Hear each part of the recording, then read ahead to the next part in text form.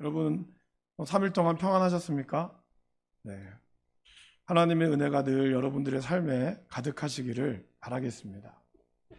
우리가 지금 소요리 문답을 이렇게 하고 있습니다, 여러분. 소요리 문답은 제가 제일 처음에 3월 달에 제가 시작했거든요. 지금 거의 1년이 다 되어 갑니다. 총 107문으로 되어 있고 오늘까지 87문, 그러니까 한 20문 정도가 남았습니다. 영국에 있는 학자들이 굉장히 오랜 시간에 걸쳐서 성경에 있는 66권의 내용을 가장 우리가 이해할 수 있도록 합리적으로 최대한 써서, 그리고 원래 이 소요리 문답은 대요리 문답과는 다르게 초신자들이나 아이들을 위하여, 신앙의 어떤 초신자들을 위하여 쓴 거다라고 말씀을 드렸습니다. 대요리 문답은 사실 이것보다 더 훨씬 복잡하고 좀 더 자세하게 들어가 있습니다. 그러나 그것은 저와 여러분들이 이제 말씀을 통해서 이게 사실 저희가 전하는 모든 말씀은 신학적으로 이야기하면 조직신학의 영역에 포함되어 있습니다. 이것을 그냥 떨어진 것 같지만 이 있는 내용들이 저희의 설교나 모든 말씀과 기도 가운데 다 녹아져 있는 거죠. 이제 우리가 계속해서 나눠지는 말씀이 십계명을 다뤘고요. 그리고 십계명에 대한 인간이 죄. 그러니까 우리가 이 계명을 다 지킬 수 있을까요? 지킬 수 없다는 연약함이 우리 가운데 있다라는 것이죠. 그러면은 이러한 연약함 가운데서 결국 하나님은 우리가 지키지도 못할 것을 왜 하나님은 이것을 우리에게 줬으며 이걸 통해서 우리가 그러면은 죄인의 비참함만을 깨닫게 하는 것인가? 그거에 대한 의문점 가운데서 오늘 이 85문과 87, 60, 86, 87문에 대해서 나오고 있다라는 것이죠. 그러니까 결국에는 인간이 범죄 때문에 마땅히 당할 하나님의 이 진노와 저주가 있는데 이거를 그럼 피할 방법은 없을까요? 없지 않죠. 그거에 대한 오늘 말씀이 바로 그럼 이거를 피하기 위해서는 예수 그리스도에 대한 믿음, 그리고 그로 인한 생명에 이르는 회개, 이 두 가지의 큰 축과 그런 다음에 우리의 구속의 유익을 전달하는 모든 방법, 그게 뭘까요, 여러분? 그게 이제 우리의 기도가 나오는 것이고 성례전, 세례와 성찬, 그리고 이런 내용들이 같이 나가게 되는 거죠. 그러니까 저와 여러분들이 기도를 하는 건 우리가 이제 성찬식을 하게 되거나 그런 이런 믿음을 다 나오는 것들도 결국에는 하나님의 이 범죄로부터 하나님 앞에 진노하심에 대한 이르는 이 모든 것들이 우리에게 그걸 극복할 수 있는 그런 것을 하나님은 말씀해 놨다라는 것입니다. 제가 예전에 어떤 사람들이 그런 얘기를 했죠. 그러니까 결국에는 똥은 자기가 싸고 치우는 것은 다른 사람이 치운다. 이런 얘기를 어떻게 하다가 이런 얘기가 나왔어요. 그러니까 결국 인간이 저지른 죄 때문에 그 죄에 대한 이 모든 이 똥을 누가 치우시는 거죠? 하나님이 치워줄 수밖에 없는 거예요. 여러분 오늘 가만히 보시면 아담과 하와가 죄를 졌어요. 죄를 지음으로 아담과 하와는 에덴 동산에서 쫓겨났습니다. 그리고 그로 인한 죄의 값을 치러야 됐어요. 그럼 이제 더 이상 그것으로 우리의 인생이 끝나는 거냐? 끝나는 게 아니라 하나님은 그 이후에 뭘 만들어 주셨습니까? 바로 그러니까 창세기 3장에서 인간이 죄를 짓고 난 다음에 하나님이 바로 그 다음 3장 15절 말씀에 여러분 오늘 나와 있는 이 프린트물 있죠? 1페이지의 프린트물에 보시면 뭐라고 나옵니까? 내가 너로 여자와 원수가 되게 하고 내 후손도 여자의 후손과 원수가 되게 하리니 여자의 후손은 내 머리를 상하게 할 것이요 너는 그의 발꿈치를 상하게 할 것이니라 라고 말씀하고 있습니다. 이 말씀이 뭘까요? 이 말씀이 신학적으로는 원복음이라고 얘기를 하죠. 그러니까 이미 사람이 죄를 지었고 난 이후부터 바로 하나님께서는 이 사단의 죄를, 사단이 어떤 우리로부터 넘어가려고 하는 것을 깨트리기 위해서 바로 이 원복음을 우리에게 말씀하셨다라는 겁니다. 그래서 창세기 3장 15절 말씀에 여자의 후손은 내 머리를 상하게 할 것이요 너는 그의 발꿈치를 상하게 할 것이다 라고 이야기하고 있다는 거죠. 그러니까 인간은 인간 스스로가 하나님으로부터 구원받을 수 있는 어떠한 노력을 한다고 할지라도 사실은 못하는 거예요. 그래서 오늘 1번이 구원에 관한 하나님의 선물을 두 개를 주셨는데 이걸 우리는 회심이라고 하죠. 회개와는 좀 다릅니다, 여러분. 이 회심은 믿음과 회개로 나눠질 수 있습니다. 그래서 우리는 예수 그리스도에 대한 이 믿음, 그리고 생명에 이르는 이 회개, 이 두 가지가 바로 우리가 하나님의 진노와 저주를 피하게 하려고 하나님이 우리에게 주셨다는 것이죠. 그리고 또 사도 바울은 사도행전 20장 21절에서 이렇게 말씀하고 있죠. 우리 같이 한번 읽어보실까요? 유대인과 헬라인들에게 하나님께 대한 회개와 우리 주 예수 그리스도에게 대한 믿음을 증언한 것이라. 그러니까 사도 바울이 증언한 것도 두 개였다는 거예요. 하나님께 대한 회개, 주 예수 그리스도에게 대한 믿음. 그럼 여러분 보세요. 하나님에 대한 회개와 예수 그리스도에 대한 믿음, 이것이 약간 다르죠. 그러니까 하나님 앞에 우리가 회개를 하게 된다는 것, 그리고 그분의 아들 예수 그리스도를 믿음으로 우리는 하나님께 온전히 회개하게 되는 거죠. 그러니까 하나님께 대한 회개하기 위해서는 가장 먼저 뭘 알아야 될까요? 죄가 뭔지를 알아야 되죠. 여러분들이 특별히 우리 여성분들이 우리 교회 남자 집사님도 그러지 않겠지만 부부싸움을 혹시 하게 됐을 때 남편들이 이제 많이 하는 말이 뭐죠? 미안해. 그러면 부인들이 뭘 얘기하죠? 뭐가 미안한데? 그냥 미안하다고. 미안하다고 하면 됐잖아. 아니 그게 도대체 뭐가 미안하냐고. 그러니까 사과를 듣고 오는 것도 중요하지만 무엇에 대한 사과인지 알아야 되잖아요. 그죠? 그러니까 우리가 죄에 대한 우리가 하나님 앞에 잘못했어요. 잘못했다면 뭐에 대한 잘못인지 알아야 되잖아요. 그러니까 하나님이 오늘 우리에게 십계명을 가르쳐 준다는 것은 하나님께 대한 회개를 할 때 무엇에 대한 회개인지를 알아야 한다는 거죠. 그래서 하나님은 십계명을 통해서 우리에게 죄가 무엇인지를, 하나님이 뭘 싫어하는지, 뭘 좋아하는지를 알아야 한다는 것이죠. 그리고 나서 죄를 알기 위해서는 그럼 여러분 뭘 알아야 되죠? 율법을 알아야 되죠. 뭐가 죄인지 뭐가 아닌지를 알아야 되잖아요. 그리고 율법을 알기 위해서는 하나님 아버지께 대한, 그러면 이 율법을 우리가 다 알았으면 이 율법을 우리가 다 지킬 수 없다는 걸 우리가 알게 됐을 때 하나님 아버지께서는 아들 예수님 안에서 구속의 은혜를 마련해 줬다는 거예요. 그러니까 도저히 우리의 노력으로는 이 율법을 지킬 수 없다는 사실을 하나님 알고 있었어요. 알고 있었기 때문에 그 율법의 완성자 되시는 예수 그리스도를 믿기만 하면 그 예수님을 통하여, 그리고 예수님이 이제 떠나심으로써 우리에게 어떻게 했죠? 성령을 줌으로써 우리는 우리의 죄를 깨닫게 되고, 그리고 이걸 통하여 하나님 안에 이 성령을 통하여 우리가 하나님 앞에 회개할 수 있는 근거를 마련하게 된다는 거죠. 그러니까 이 모든 거를 누가 다 마련해 줬죠? 하나님이 마련해 주신 거예요. 그러니까 가만히 보면 저와 여러분들이 하나님께 나아갈 수 있는 그 어떠한 근거와 그 어떠한 것도 사실 우리는 할 수가 없는 존재라는 거예요. 그러니까 결국에는 구원도 그렇고, 나중에 또 마지막에 결론도 얘기했지만 예수 그리스도에 대한 믿음도 그렇고요, 하나님께 대한 회개도 그렇고, 결국에는 다 뭘까요? 하나님의 선물일 수밖에 없다라는 거예요. 이 하나님의 선물이라는 사실을 우리가 깨닫지 못하면 믿음이, 그리고 회개는 마치 내가 해야 하나님께 은혜 받을 수 있고 하게 된다는 것을 우리가 착각하게 된다는 것이죠. 그렇기 때문에 이 모든 것은 하나님으로부터 온다라는 것을 우리가 전제로 하고 있어야 돼요. 저와 여러분들은 그 어떠한 것도 내 힘으로는 할 수 없다라는 확실한 것을 우리가 갖고 있어야 한다는 거죠. 이걸 놓치면 내가 믿는 것도, 내게 회개하는 것도 나의 어떤 공로와 나의 어떤 이 모든 것으로 점철될 수밖에 없다라는 것입니다. 이걸 이제 다시 한번 말씀을 통해서 한번 배워보도록 하겠습니다. 자, 2번 보시면 예수 그리스도를 믿는 믿음이라는 이 의미가 무엇을 이야기할까요? 그것은 바로 먼저 예수님 외에는 우리가 구원받을 수 없다라는 것을 내가 믿는 것을 의미합니다. 그래서 사도 베드로가 사도행전 4장 12절 말씀에 이렇게 말씀하고 있죠. 같이 한번 읽어보실까요?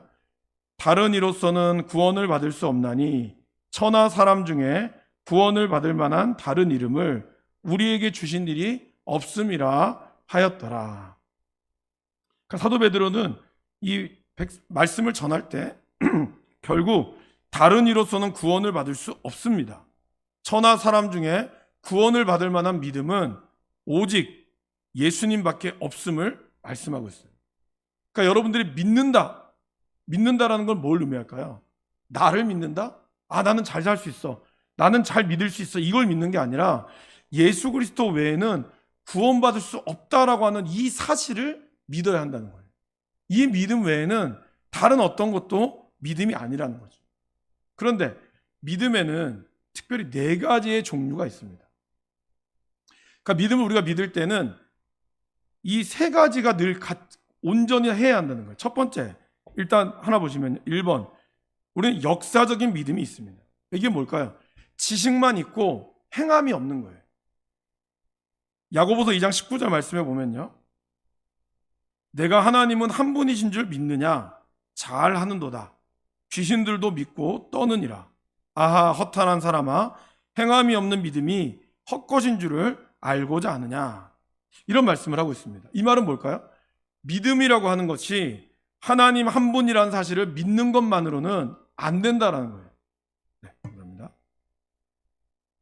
예수 그리스도께서 하나님의 아들이심을 여러분 믿으시죠? 네, 그죠? 그리고 또한 성경이 하나님의 말씀이라는 것도 믿으시죠? 네, 이렇게 믿는 사람 많습니다.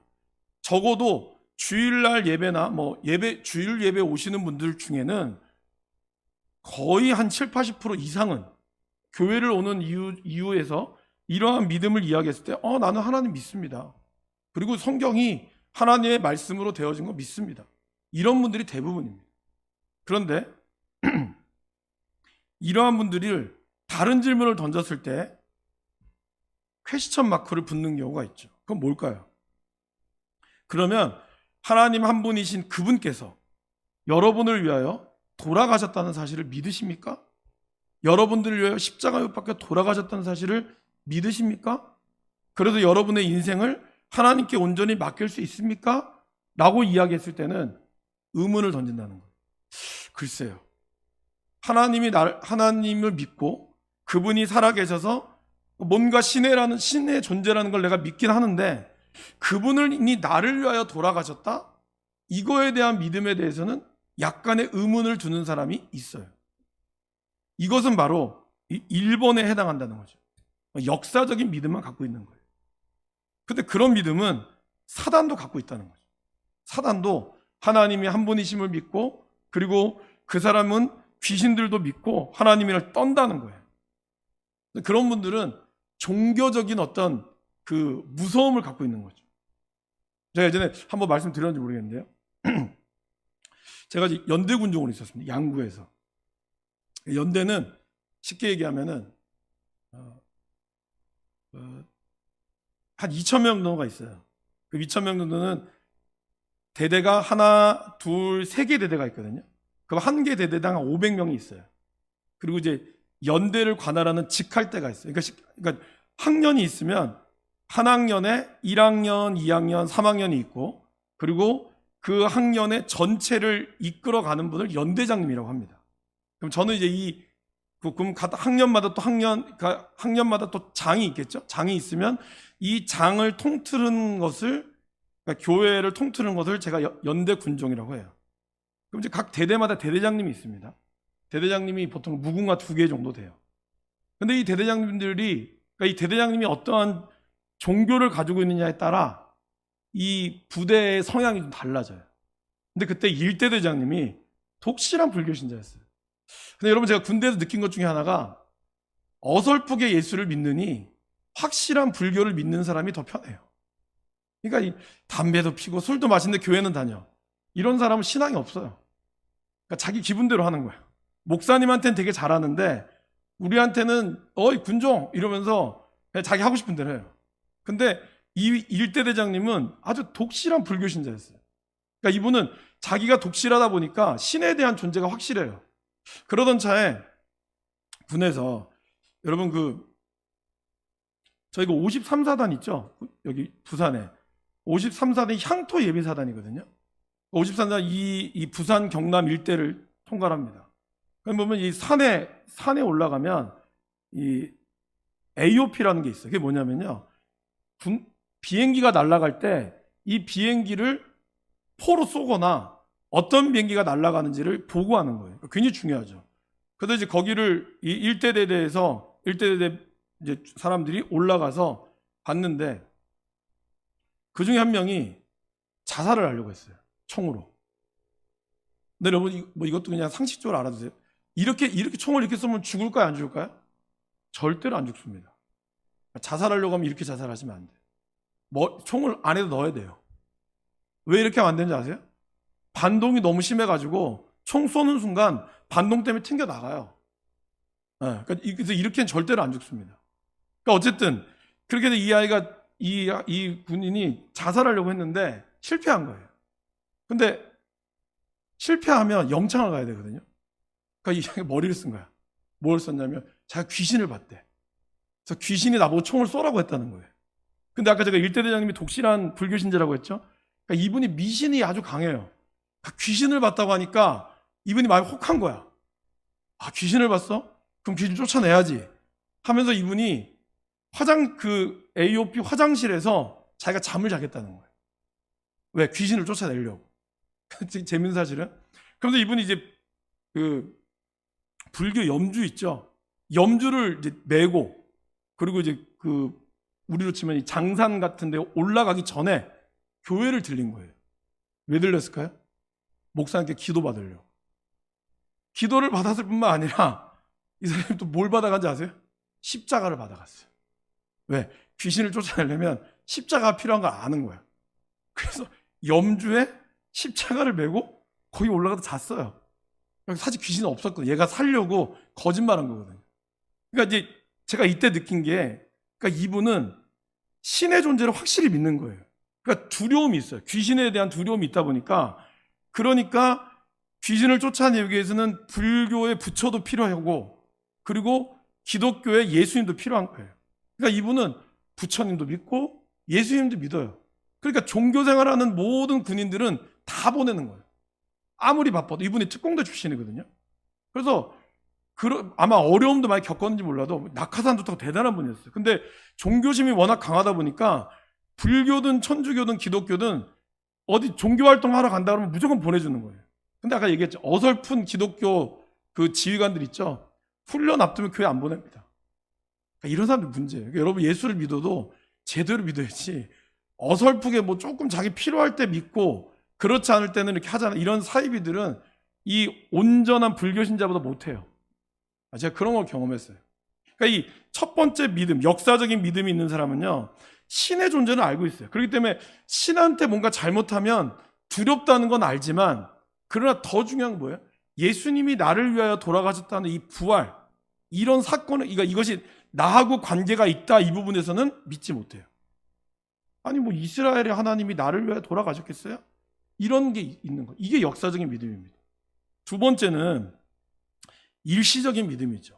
이런 사람들은 지식과 감정이 있어요. 그러니까 하나님에 대한 지식도 알고, 그리고 또한 뭔가 감정도 있어요. 교회 와서 말씀 들어보니까 마음도 좀 뜨겁고 그런 거예요.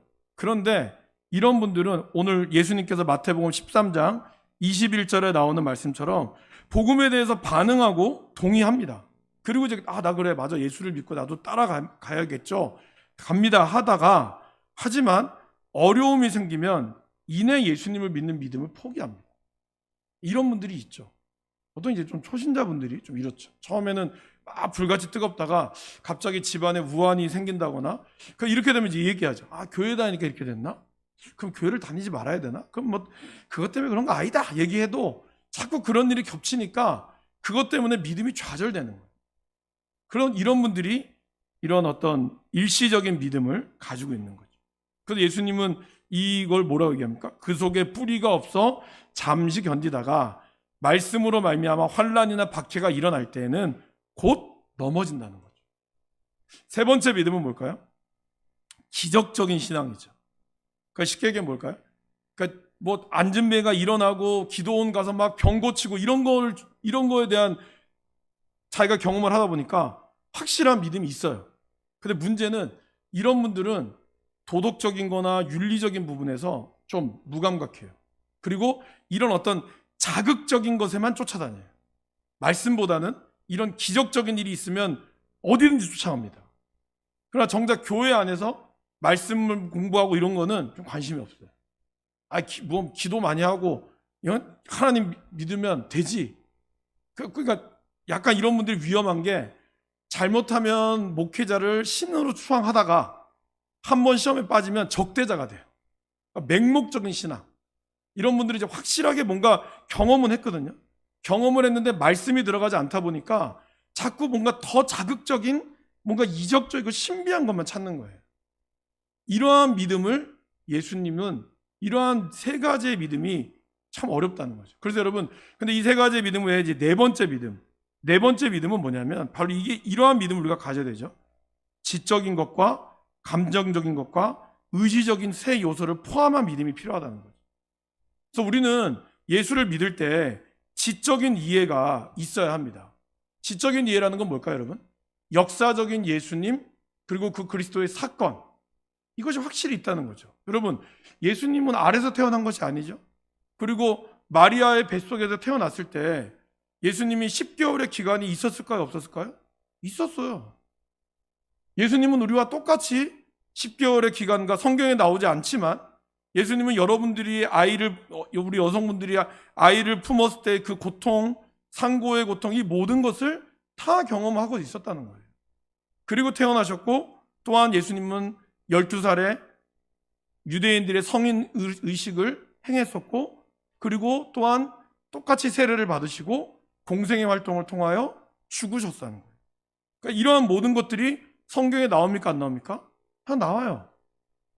마치 뭐 다른 종교들 보면은 갑자기 뭐 해탈하고 나오잖아요. 그러나 이 기독교는 그렇지 않습니다. 태어날 때부터 이 모든 것을, 역사적인 사건에 대한 기록이 있고 증거가 있어요. 그 말은 뭘 뜻할까요? 예수님이 우리와 똑같은 모습을 지녔다라는 것이 역사적으로, 그리고 누가복음에 보면은 예수님이 태어났을 당시에, 그 당시에 왕들의 이름을 다 기록하잖아요. 그죠? 4장에 보면. 그런 것처럼 이런 역사적인 사실을 바탕으로 하고 있다라는 거예요. 그래서 저와 여러분들도 말씀에 대한 것이 신비하지만, 그러나 그 말씀은 전혀 우리와 관련이 없는 말씀이 아니라 우리의 삶 속에서 역사한다는 거죠. 그래서 요한복음이 뭐라고 얘기하죠? 말씀이 육신이 되어 우리 가운데 거하시니 우리의 그 은혜를 보니 아버지의 독생자의 영광이요 은혜와 진리가 충만하더라. 요한복음 1장 14절 말씀이죠. 그러니까 하나님의 말씀이 우리 가운데 육신이 되어서 우리 가운데 거하심에 우리가 그의 영광을 봤다는 거예요. 그러니까 이러한 지적인 말씀이 저와 여러분들에게 동의가 되어지는 거죠. 실제로 우리 교회 안에서도 어떤 집사님은 부인이 워낙 교회 일에 그냥 뭐 그분 표현을 미쳤으니까 도대체 이 여자가 왜 미쳤나? 이걸 알고 싶은데 하지 말라 그러면 더 할 것 같으니까 이분이 3년 동안 말씀을 읽었다잖아요. 말씀이 정말 성경 말씀이 진짠가 가짠가, 심지어는 주석도 찾아보고 다 찾아보고 난 다음에 내린 결론, 예수님은 진짜다. 그래서 그분은 교회를 나오기 시작했다 하더라고요. 그리고 여러분, 우리 한국 교회가 좀 특이한 거 아세요? 다른 종교, 다른 그 기독교는 선교사님이 들어가서 거기서 비로소 역사가 일어났거든요. 근데 한국의 기독교는 원래 그러지 않습니다. 선교사님이 이미 왔을 때 이미 우리 이미 예수를 믿는 사람이 있었어요. 어떻게 해요? 말씀을 읽고. 대동강에서 제너럴 셔먼호를 통하여 토마스하고는 이 선장이 그 세국 정책으로 인해서 배가 불탔잖아요. 그래서 제너럴 셔먼호가 불타면서 거기 사람들 죽었어요. 죽으면서 그 사람들이 대동강변에 성경책을 뿌렸거든요. 그러면서 박영식이라고 하는 사람이 이 성경책을 자기 집 창호지로 쓰려고 가져간 거예요. 종이가 반들반들 좋잖아요. 그러다가 거기에 있는 무슨 글자를 보고 그 글자를 읽다가, 그리고 또 청나라에 보부상들이 많잖아요. 그러니까 우리나라에서 청나라 말을 할 줄 아는 보부상들이 선교사님과 동행하면서 같이 가면서 그들이 듣고 읽어온 거를 통하여 이미 말씀이 들어가 있었어요. 그래서 대한민국의 선교는 굉장히 생명력이 있습니다. 그 이미 이수정 선교사님이라고 하는 분이 일본에서 누가복음을 쪽복음, 그거를 번역해서 들어와서 복음이 이미 어느 정도, 그러니까 말씀이 이미 들어가 있었고, 그래서 선교사님들이 왔을 땐 이분들이 어느 정도 말씀에 대한 지적인 이해가 있었다는 거예요. 그래서 한국교회가 강한 거죠. 어렵다고 해도. 그러니까 이러한 지적인 이해가 있었다라는 겁니다. 그래서 우리는 말씀을, 하나님에 대한 이 역사적인 예수 그리스도에 대한 사건을 믿는 것이고요.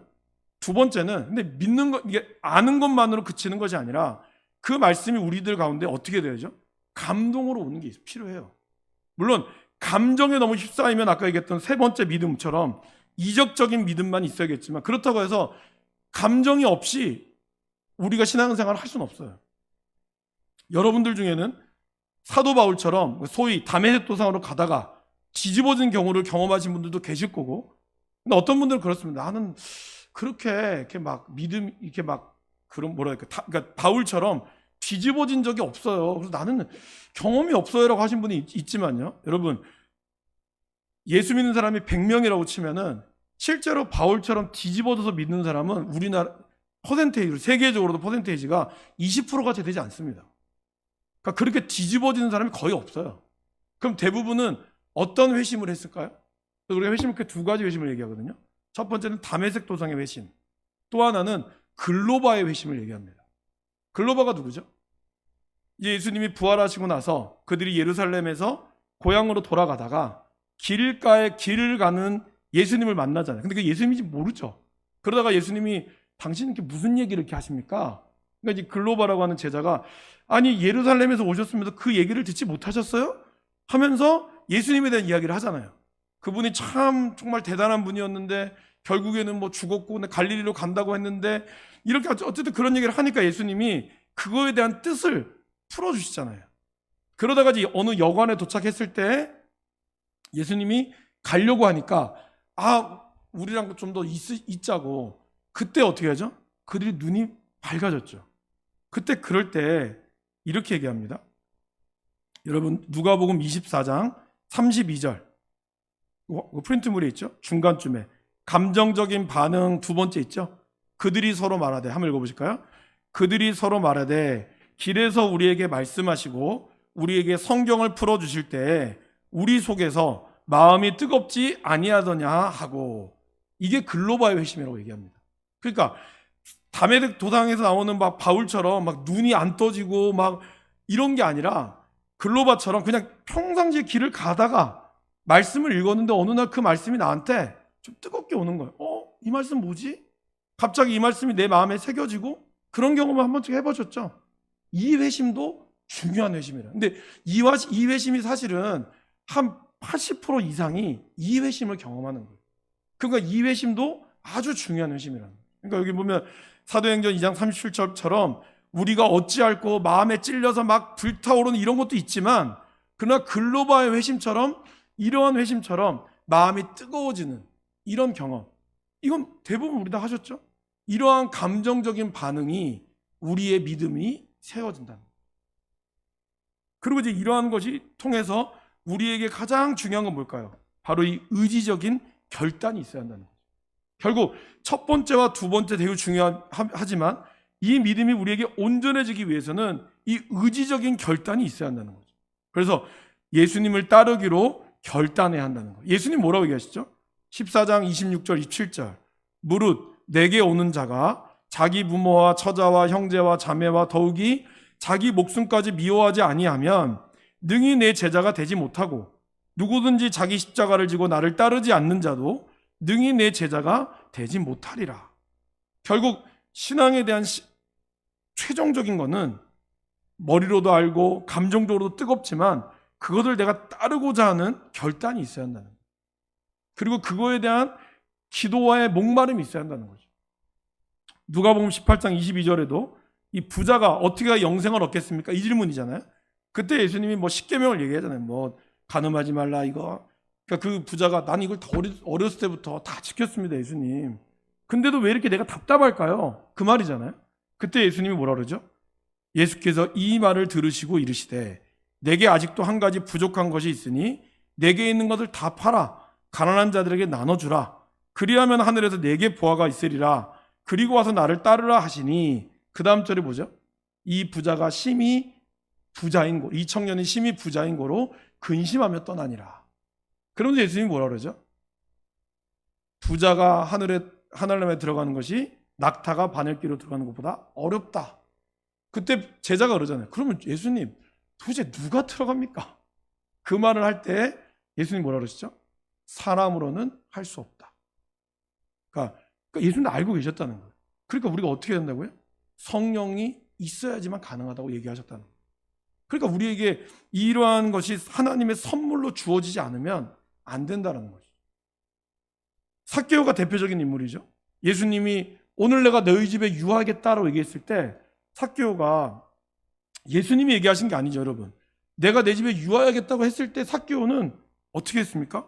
주께 여짜오되 주여 보시옵소서 내 소유의 절반을 가난한 자들에게 주겠사오며 만일 누구의 것을 속여 빼앗은 일이 있으면 내 갑절이나 갚겠나이다. 이 말은 자기가 그렇게 안 살았으니까 자기는 떳떳하다는 겁니까? 아닙니까? 그 말이 아니라 내가 그만큼 하나님에 대한 결단을 가지고 살아가겠다는 뜻이죠. 그리고 여러분, 삭개오가 왜 예수님이 삭개오를 주목했는지를 아셔야 돼요. 삭개오의 이때 나이가 몇 살쯤 됐을까요, 여러분? 생각해 보셨습니까? 최소 40 이상은 됐습니다. 왜? 세리장 정도가 되려면 젊어서는 안 돼요. 그런데 그 나이 40, 50 되신 그분이 예수님 바라보려고 애들이나 올라가는 나무를 아랑곳하고 하지 않고 올라갔다. 여기서 예수님은 그 믿음을 보신 거예요. 저와 여러분들이 적어도 예수님을 따르고자 하는 결단은 세상 사람들이 아이고 나이살 맞지 않게 저게 뭐 하는 짓이야 이것과 상관없이 주의 은혜를 받고자 한다면 그 어디라도 무조건 달려가고자 하고자 하는 의지적인 결단이 있어야 한다는 거예요. 그리고 삭개오는 그 예수님의 말을 듣자 오늘 이 말을 했다는 거죠. 이거는 내가 정말 나는 떳떳합니다 이게 아니라 그만큼 내가 주를 위하여 주를 따르겠다라고 하는 믿음의 결단을 보여줬다라는 것이죠. 그러니까 적어도 우리가 지적인 이해, 감정적인 반응 넘어서 의지적인 결단이 있을 때 우리의 믿음이 온전히 이루어지게 되는 것을 말씀하고 있다는 겁니다. 그래서 예수님에 대한 이 믿음은 지적인 것, 말씀을 통해서 그리고 말씀이 주시는 나에게 감정적인 반응 그리고 그것을 내가 따르고자 하는 의지적인 결단 이것이 지정의가 온전히 이루어질 때 우리가 하나님을 온전히 믿고 흔들리지 않는 믿음을 가지게 된다라는 겁니다. 두 번째, 생명에 있는 회개도 마찬가지죠. 여러분 이제 이것은 내가 다른 사람들에게 뭐 거칠게 말하고 거짓말한 것, 훔친 것 이런 것만 우리가 회개로 생각할 수 있습니다. 그러니까 회개하십시오 이러면 내가 다른 사람한테 뭘 잘못했나 별로 잘못한 게 없는데 그럼 나는 회개할 게 없는데 이렇게 생각할 수 있거든요. 그러나 오늘 진정으로 예수님을 얻는 이 생명을 얻는 회개라는 것은 단지 다른 사람에게 한 죄만을 깨닫는 차원이 아니에요. 이거는 하나님의 그 존전 앞에 섰을 때 내가 나는 정말 죄인일 수밖에 없구나 이거를 넘어서 애통하는 마음을 가지는 이것이 진짜 회개라는 거예요. 그러니까 여러분 진짜 이거 보세요. 가만히 보면 믿음이 좋은 사람일수록 자기의 죄에 대해서 더 애통해 합니다. 그러면 저 사람은 도대체 무슨 죄가 있길래 저렇게 할까 할지 모르지만 그거는 아주 사소한 것까지도 그러니까 이런 거죠. 우리가 죄에 대한 회개에 대한 바뀌는 건요. 아니 세상에 죄 있지 않는 사람이 어디 있습니까? 그러니까 그렇게 살면 이 세상에 살 사람이 누가 있습니까? 그러니까 털어서 먼지 안 나는 사람이 없습니다. 이러한 말을 하다가 아주 자그마한 티끌 하나까지도 그러니까 어떤 시인의 말처럼 잎새에 나는 이 바람에 부는 잎새에도 괴로워할 줄 아는 그러한 마음의 진정한 회개함이 우리 가운데 생명에 이르는 회개를 얻게 한다는 거예요. 그래서 또 이렇게 한 사람이 있습니다. 죄라는 것이 1계명에서 4계명 그리고 5계명에서 10계명에 대한 사람에 대한 죄만이 아닌가라는 것이 아니라 정말 모든 계명 앞에 내가 하나님 앞에 죄인이다라는 사실을 알게 되는 것. 이것이 진짜 회개라는 거죠. 근데 카톨릭 교회는 카톨릭 신자가 되기만 하면 자동적으로 천국에 갈 수 있다라고 가르친다는 거예요. 그러니까 교회만 다니면 이 사람의 죄는 회개받았다고 얘기하는 거예요. 여러분, 이건 아니죠. 우리가 여러분 교회를 다니는 것도 마찬가지입니다. 우리가 물론 주일 성수 해야 되지만 주일 성수 한 번도 안 빠졌다고 해서 그 사람이 진짜 하나님 앞에 천국 갈 수 있을까요? 장담할 수 없어요. 정말 내가 예수를 온전히 인격적으로 만나고 그리고 생명에 이르는 회개함에 이뤄야지만이 가능하다는 것이죠. 이것도 마찬가지로 세 가지의 회개가 필요하다는 거죠. 그래서 이게 누가복음 15장 11절에서 32절 탕자의 비유를 통해서 보면요, 첫 번째, 지적인 이해가 있어야 합니다. 그러니까 지성적으로 자신의 죄를 깨닫고 죄에 대한 용서가 오직 그리스도에게만 있다는 사실을 깨닫는 거예요. 그러니까 아이고 내가 아버지 앞에 죄를 저질렀군요, 탕자가 그랬잖아요. 그런데 이 이에 대한 죄에 대한 용서는 오직 아버지께로만 있다라는 사실을 알아야 한다는 거죠. 그러니까 여러분, 죄에 대한 자책으로만 끝나면 안 돼요. 이 죄에 대한 자책으로 끝나는 것뿐만이 아니라 이 마음이 아버지께로 향해야 되죠. 그것이 우리의 감정적인 마음이죠. 여러분, 대표적인 케이스가 두 가지 케이스가 있죠. 닭이 울 때 그 닭이 우는 것을 보면서 애통한 사람이 누가 있죠? 베드로가 있죠. 근데 여러분, 이 닭이 울음소리를 누가 들었는지 아세요? 가룟 유다도 들었습니다. 마태복음을 자세히 보시면 27장인가요? 보면 27장 앞절에 26장에 이 마태복음 이 베드로가 닭 울음소리를 듣고 회개했다고 그랬어요. 예수님이 한 말씀이 생각나서. 근데 27장 1절, 2절, 3절쯤 보면 가룟 유다가 그때 자기 마음이 찔려 뉘우침이 있다고 그랬어요. 그러니까 베드로도 자기의 죄를 깨달았고 가룟 유다도 깨달았거든요. 근데 이 깨달음에 대한 자책이, 베드로는 아버지께로 향했기 때문에 베드로는 다시 하나님의 용서함을 받았지만 가룟 유다는 자기 스스로가 자기의 죄를 깨달아 자책을 하고 자기 스스로 그 죄값을 치료로 했기 때문에 자살을 선택한 거예요. 여러분, 우리 모두 다 죄인입니다. 그래서 죄를 지을 수가 있어요. 그 죄에 대한 깨달음이 너무 심각한 죄를 저질러서 더 이상 내가 살 수 없구나라고 생각했을 때 우리가 이 죄를 해결할 수 있는 분이 누구라는 걸 알아야 될까요? 아버지께로 온다는 걸 알 때 이게 진정한 회심이 되는 거예요. 그래서 지적인 이해는 지성으로 자신의 죄를 깨닫고 죄에 대한 용서가 오직 그리스도에게만 있다는 사실을 깨닫는 것이죠. 그래서 탕자의 말을 보면 스스로 돌이켜 이르되 내 아버지에게는 양식이 풍족한 품꾼이 얼마나 많은가, 나는 여기서 주려 죽는구나, 이렇게 얘기하잖아요. 그래서 아버지의 재산, 원래 둘째 아들은 3분의 1밖에 못 가져가는데, 그렇죠? 신명기 보면 나오잖아요. 장자는 2배, 차자는 1배거든요. 근데 아버지는 반을 나눠서 줬어요. 그러니까 이 아들이 얼마나 나쁜 놈이에요. 그리고 여러분, 유산이라는 게 뭐죠?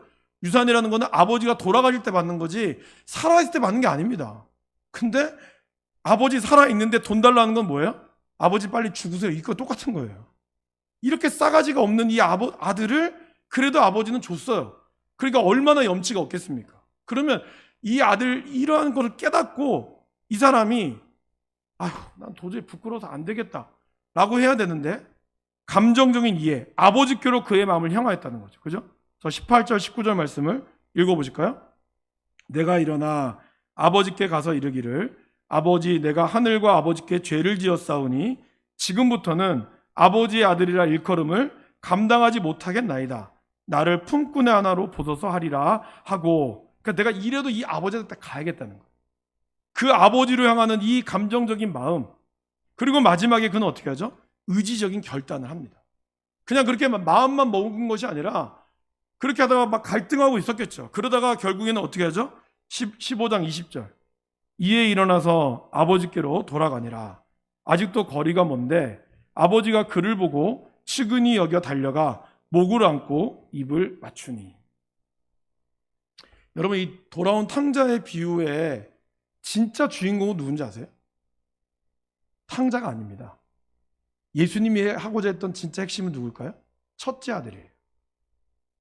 제가 나중에 한번 설교하겠지만 첫째 아들을 향해서 말씀하신 거예요. 왜? 15장 1절에서 3절에 보면, 서두에 보면 이 말씀을 누가 듣죠? 바리새인과 서기관이 듣거든요.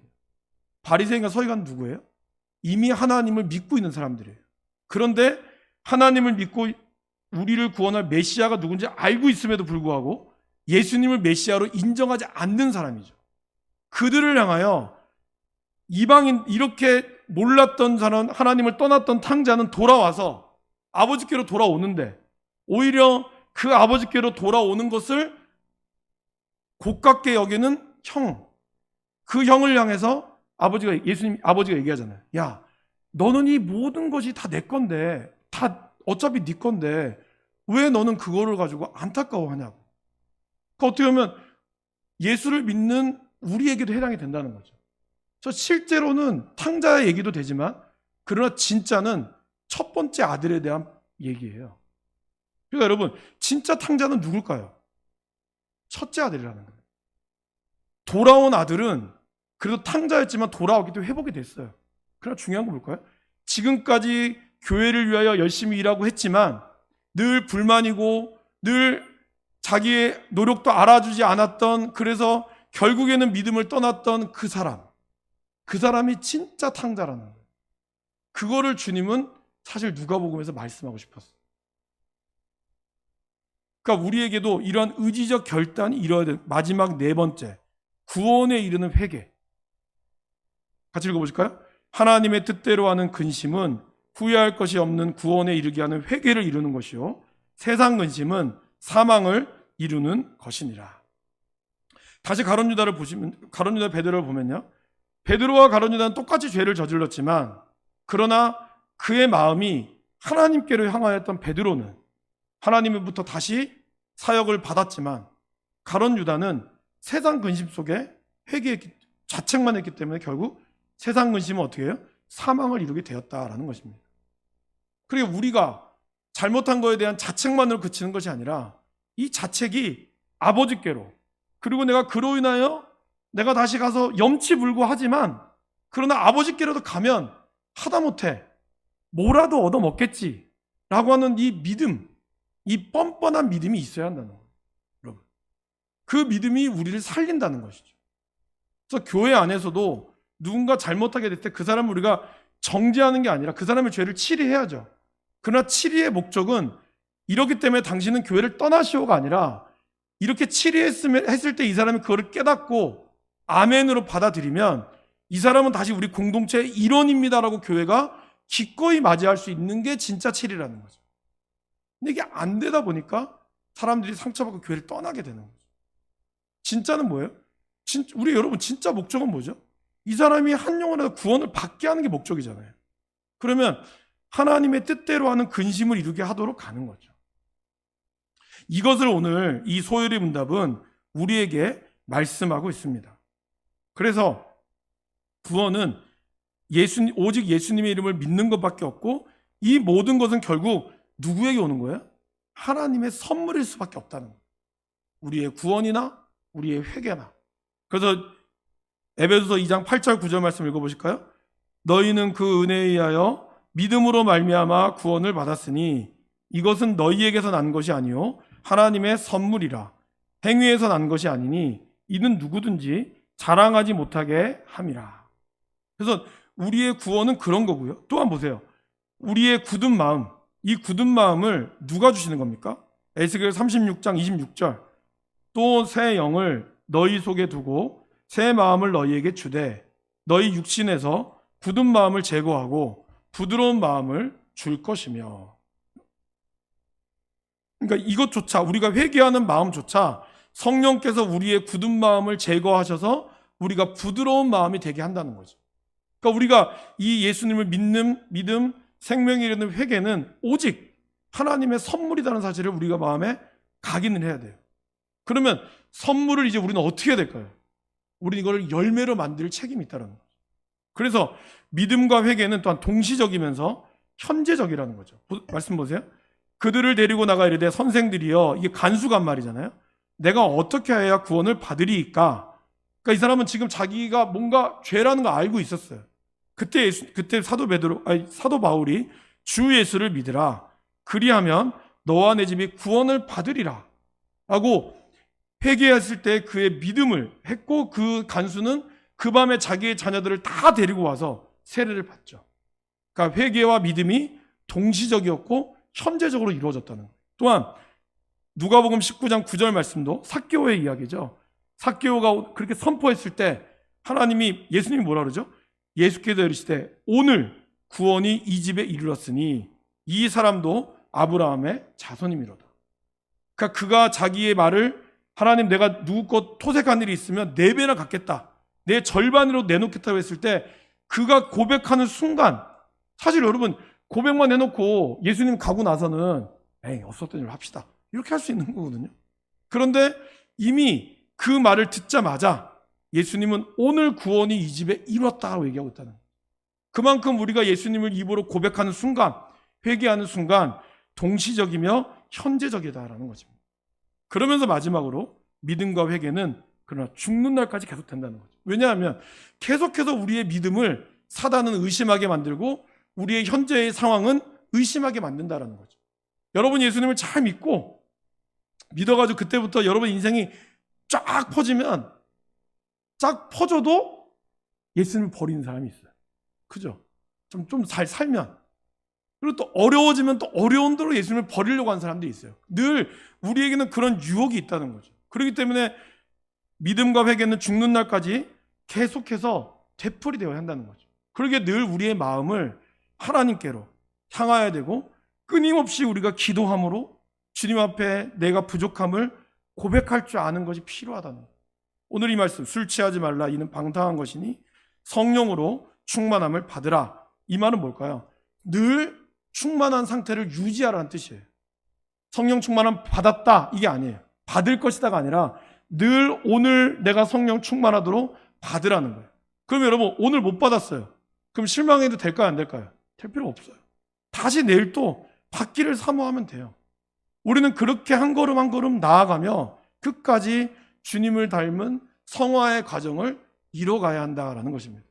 여기서 여러분 잊지 말아야 될 것, 하나님이 마지막 우리를 심판하실 때 우리의 무엇을 볼까요 여러분? 우리의 믿음을 본다는 걸 중요하게 여기셔야 됩니다. 그 말은 뭘 의미할까요? 사도 바울이 그의 아들 디모데에게 이렇게 얘기하죠. 나는 선한 싸움을 싸웠으니 의의 면류관이 내게 예비될 거라고. 주의 나타나심을 사모하는 자에게도 그렇게 나타날 거라고 얘기했어요. 이 말은 뭘 의미하죠? 사역의 진보가 의의 면류관의 조건이 아니라는 거예요. 그러니까 사도 바울이 내가 지금까지 몇천 명을 전도했고 내가 지금까지 세운 교회가 얼마니까 하나님은 이거를 아시고 나를 축복할 거야가 아니었어요. 그는 사랑의 진보를 보였다는 거예요. 처음에는 마가 요한을 전도여행 때문에 바나바와 대판 싸우고 쫓아냈지만 마지막에는 어떻게 하죠? 마가를 꼭 데리고 와라. 그가 나의 사역에 필요한 사람이다라고 그는 얘기했어요. 그가 그만큼 성숙했다는 거죠. 사도 요한은 어땠습니까? 우레의 아들이었거든요. 근데 그가 거의 마지막에 쓴 사도 요한 1, 2, 3서를 보면 그는 거기에 사랑이 충만했습니다. 한 손가락 했던 사도 요한이 하나님을 만나고 90세가 됐던 노년의 몸을 이끌고 그가 외쳤던 건 뭘까요? 하나님은 사랑이시라. 이걸 외쳤다는 거예요. 보세요. 사도 바울도 그렇고 사도 요한도 그렇고 그리고 보세요. 사도 베드로도 베드로 전서에 보면 뭐라고 얘기하죠? 뜨겁게 사랑하라고 얘기해요. 그 말은 뭘까요? 결국 우리에게 중요한 건 뭐냐면 여러분들이 몇천 명을 전도하고 내가 그래서 교회를 몇 개 세우고 이거 중요하죠. 그러나 여러분들이 점점 신앙생활을 해가면 해갈수록 여러분들에게 하나님의 사랑이 충만해서 그 사랑의 진보가 우리 모든 이들이 인정될 수 있을 때 그것이 진짜 그리고 나는 끊임없이 죄인임을 고백하고 겸손한 그 모습이 우리의 모습을 이끌어간다라는 것입니다. 그것을 위해서 우리는 믿음과 회개가 죽는 날까지 계속해서 주님을 닮아가기를 사모해야 한다라는 것입니다. 그것이 바로 오늘 우리 85문, 86문, 87문에 대한 이야기입니다. 자, 이제 85문 문제와 답을 한번 읽고 마치겠습니다. 제가 문제를 읽을게요. 우리의 범죄 때문에 마땅히 당할 하나님의 진노와 저주를 피하게 하시려고 하나님이 우리에게 명령하신 것은 무엇입니까? 읽어보실까요?